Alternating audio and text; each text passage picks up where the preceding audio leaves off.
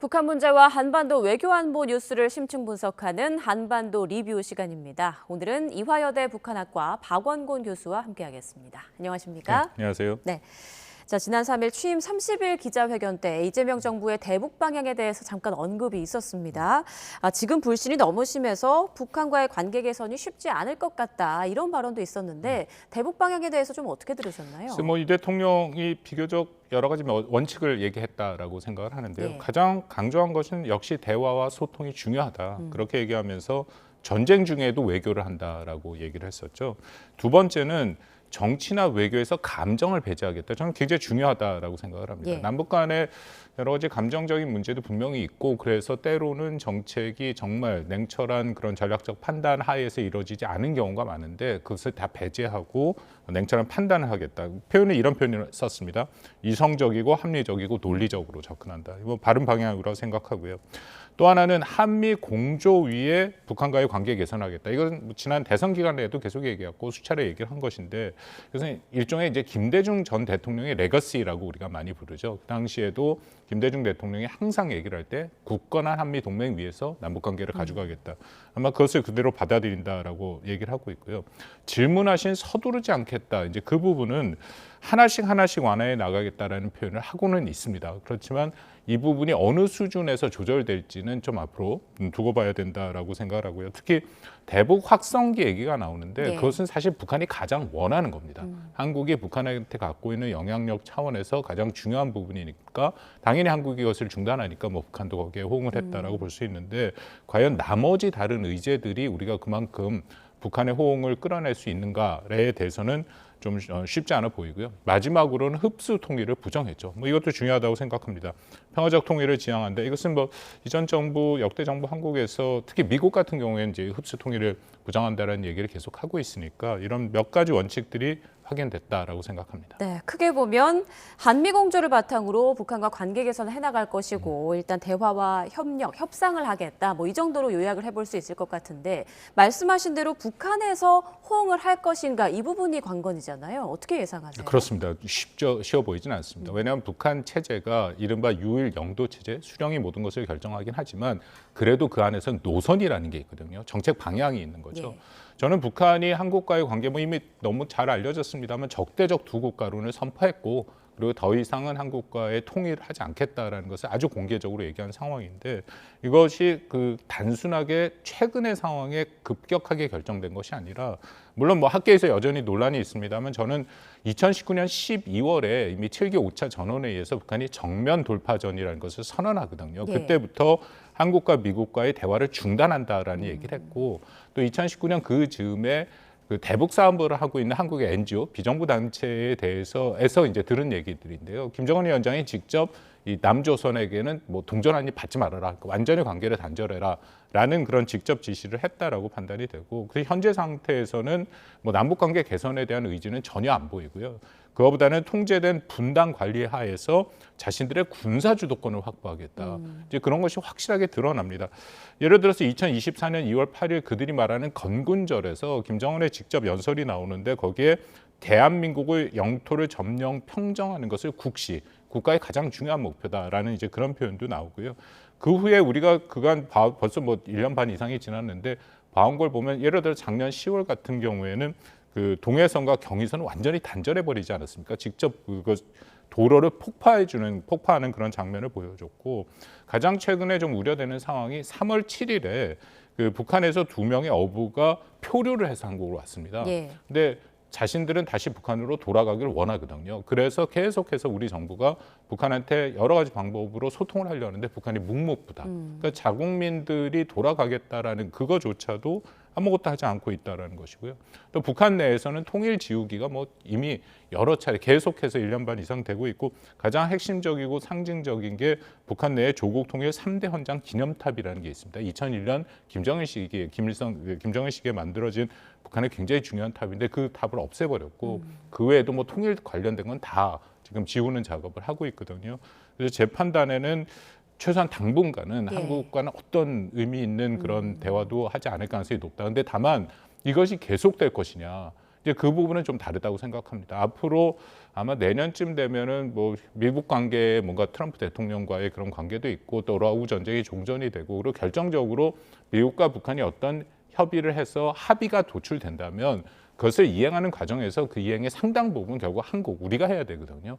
아마 그런 상황들이 올 수가 있다. 그러니까 우리 정부는 좀 긴 호흡으로 기다리면서 그 때를 준비하는 것이 저는 중요하다고 생각합니다. 일단 당분간은 북한이 대남 노선을 바꾸기 쉽지 않을 것이다 이런 말씀이신데 이재명 대통령이 북한과의 소통과 협력 방법에 대해서 국가안보실과 국가정보원에 여러 얘기를 해놨다 이렇게 좀 말을 했거든요. 이 두 기관이 어떤 일을 할 수 있는 건가요? 저도 들었는데 좀 뭐랄까요 흥미롭게 들리는 게 통일부 얘기를 안 하더라고요. 예. 왜냐하면 그 주부 부서는 통일부지 않습니까? 더군다나 북한과의 직접적인 대화는 통일부가 해야 되는데 그렇지 않고 국가안보실과 특히 국정원을 얘기했다라는 이제 그 부분이 저는 눈에 들어오는데요. 이미 이건 다 알려진 겁니다만 국정원이 남북 관계에서 역할을 했죠. 예를 들어서 과거의 남북 정상회담 성사 시에는 사실상 이 국정원이 비공식 채널로 많은 역할을 했습니다. 대표적인 게 2000년 6월 15일 6.15 정상회담, 2007년 노무현 대통령 때 14선언, 2018년 정상회담 다 국정원이 역할을 했거든요. 그래서 아마 그런 얘기를 하지 않았을까 하는 것이 제 생각입니다. 네, 이 대통령의 기자회견에 대해서 북한은 별다른 언급을 하지 않았는데 미국에 대한 비난은 계속 이어가고 있습니다. 뭐 지난 2일에는 한미 연합훈련 등을 거론하면서 비판을 했고 그리고 미일, 호주, 인도 등 4개국 안보협의체죠. 이제 쿼드 언급하면서 이 부분도 반발하기도 했는데 북한의 속내는 뭐라고 생각하세요? 북한이 굉장히 꾸준하게 자신들의 입장을 밝혀오고 있습니다. 특히 뭐 트럼프 대통령 그 미국 대선 기간도 그랬고 트럼프 대통령이 당선된 이후에 지금까지 아주 꾸준한 메시지들을 발신하고 있는데요. 몇 가지가 있습니다만 가장 핵심은 북한의 비핵화는 불가하다. 그러니까 더 이상 북한 비핵화라는 얘기 하지 말아라.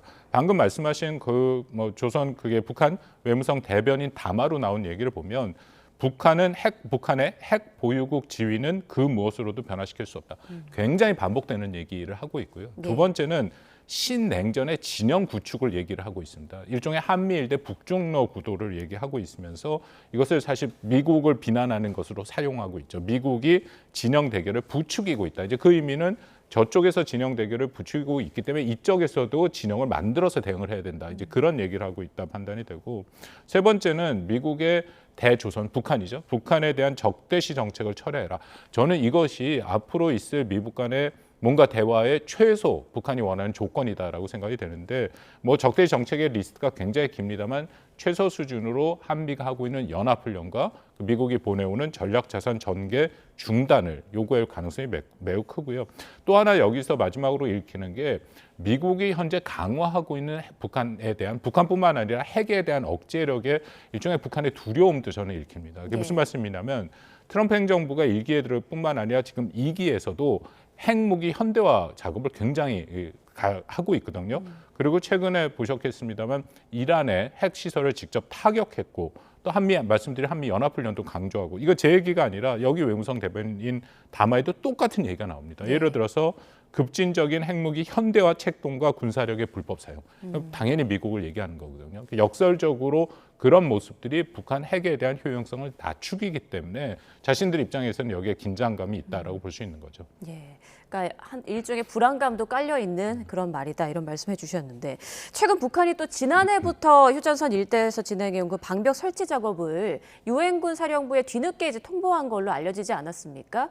근데 남북 간 통신이 단절된 상태에서 유엔사와 소통한 그 배경을 두고 여러 해석이 나오더라고요. 교수님께서는 좀 어떻게 보세요? 두 가지 해석인데요. 하나는 북한이 한국을 포함해서 소통 복원을 하기 위한 일종의 그런 사전 징후이지 않느냐. 이게 전례가 있습니다. 전에도 이렇게 남북 간의 관계가 막혀 있는데 뭔가 대화를 시작하는 그 앞선에서 이런 식으로 유관기구 유엔사를 통해서 소통을 했다. 이게 2018년 평창 올림픽 참여 전후에 이제 이런 모습들이 보였고요. 일종의 간접 그 소통 통로로서 긴장 완화의 신호를 보냈다. 그게 하나의 해석이고 또 하나는 아까 말씀드린 저는 이쪽의 해석이 더 강하다고 보는데 남북의 적대적 두 국가는 구도를 공식화하겠다. 왜냐하면 이 유엔사라는 것 자체가 1953년에 정전협정을 맺었지 않습니까? 정전협정을 이행하는 기구인데 감시 이행하는 기구인데 그 정전협정이라는 것이 교전 중인 두 국가를 그대로 인정한 상태거든요. 그러니까 북한에서 입장에서는 말씀드린 적대적 두 국가론, 교전적인 두 국가론을 그대로 인정하기 때문에 그것을 관리하는 유엔사를 통해서 자신들의 그런 것을 통보했다.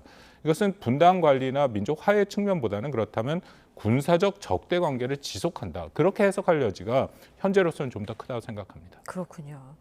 자, 그리고 한미 정상회담은 계속 늦어지는 분위기입니다. 원래 다음 주로 예정됐던 마크 루비오 미 국무장관의 방한도 취소가 됐는데 언제쯤 한미 정상회담 이루어질 걸로 좀 예상을 하시나요? 글쎄 뭐 그거는 쉬워 보이진 않습니다. 예. 왜냐하면 트럼프 대통령이 최근에 여러 가지 국제 상황과 정세를 보면 굉장히 바쁘죠. 특히 이스라엘, 이란을 직접 폭격하는 군사적인 그런 행동도 취했고 최근에 나토 협상도 있었고 더군다나 그 많은 국가들과 지금 관세 협상을 마무리하겠다라는 것 자체가 굉장히 무리수고요. 예. 거기에 러시아, 우크라이나 전쟁도 여전히 지속이 되고 있고 특히 결정적으로 아직도 중국과의 본격적인 전략적 경쟁에 들어가지 못한 상황이기 때문에 이런 많은 산적한 문제들로 인해서 한미 정상회담은 좀 뒤로 밀리고 있다.